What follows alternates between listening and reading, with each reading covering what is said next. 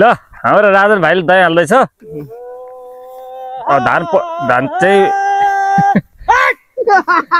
धान चाहिँ पहिले चुट्यो ल यो परल मात्रै दाइ हो हैन धान पहिले चुट्यो ल परल मात्रै दाइ हो हाम्रो चाहिँ साह्रै ठुलो हैन यहाँ चाहिँ सुभाषले चाहिँ जस ठगा थियो घर आएर यहाँ दाइम पर्यो दाइ हाल्ने फेरि बजार गएर बसेर काम छ भन्दै बस्ने ल राजन भाइले चाहिँ गोरु मजाले दबा छ मौसम नि एकदम खुलेको छ मौसम एकदम खुलेको छ सत्य यो चाहिँ ल यो यस्तोमा जुम गर्छु हिमाल खासै देखिने बाहिरको उज्यालो घामले गर्दाखेरि सनलाइटले डिस्टर्ब गर्यो हामीलाई सनलाइटले डिस्टर्ब गर्यो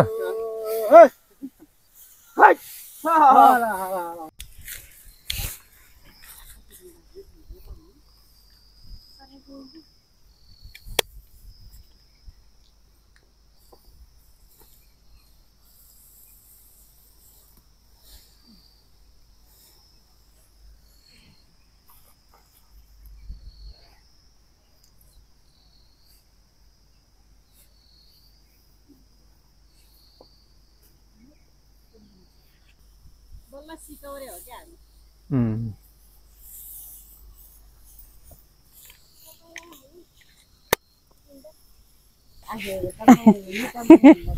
अरू तामाङ भाषा बोल्दिउँ त हुन्छ किन हुने तामाङ भाषा सिक्नु पर्यो नि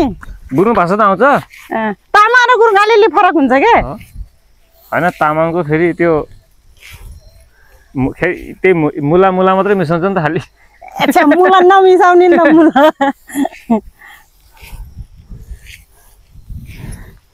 कसले मिसायो तपाईँलाई मुला तामाङ भाषा माथि पुरन्दुवारतिर जाँदाखेरि त्यो दाइले खालि मुला मात्रै मिसाउँछ कि मुला मात्रै पछि या मुला के भन्दै चाहिँ लास्टमा गएर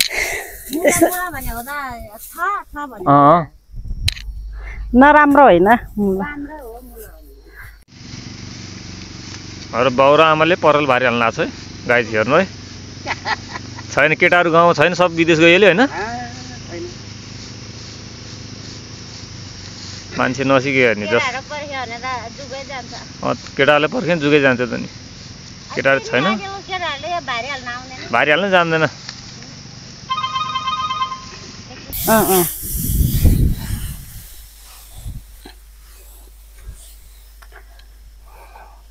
आमा पहिल्यै हाल्नु थियो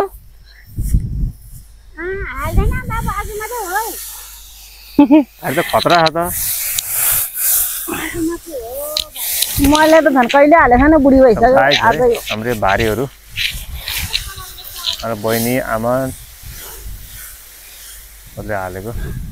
परल भाइ छोरा मान्छे सब विदेश होइन त्यही त केटा मान्छे सबै विदेश गइहाल्यो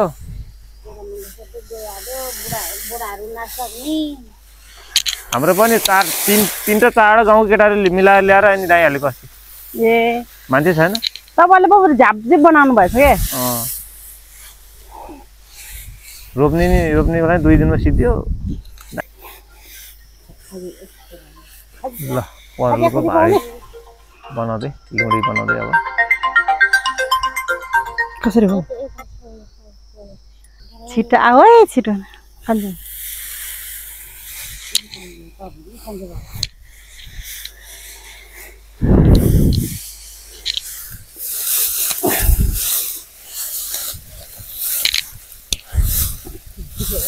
अब धनलालको नानी त उता काठमाडौँ लिएर गयो कि होइन अस्ति खोइ काठमाडौँ गयो क्या हो देखेर काठमाडौँ गएर भर्ना गऱ्यो भन्थे होला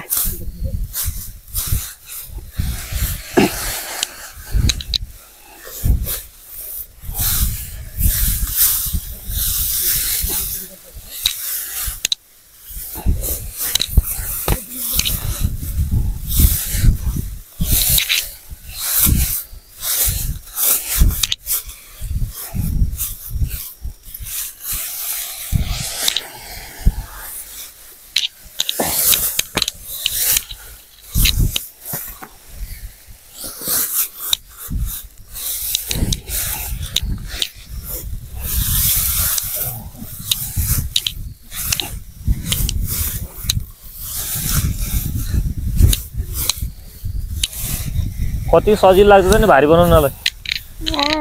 तपाईँलाई कहाँ सजिलो हुन्छ सधैँ हालेर आएको भए पो सजिलो लाग्छ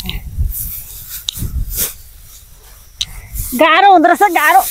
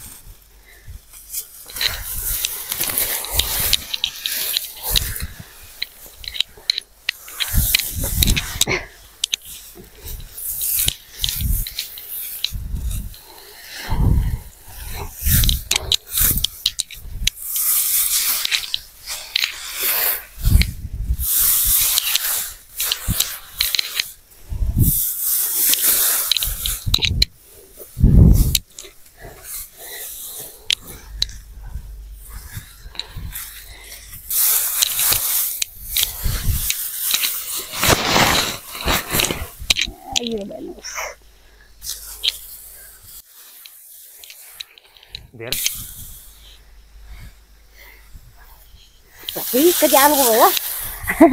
म भन्दा आलुको भएछ पहिला छेउछेउ अलि धेरै बटार्दै हुन्थ्यो ठिकै छ अरे बाउ र आमाले परल भारी हाल्न आएको छ है गाई हेर्नु है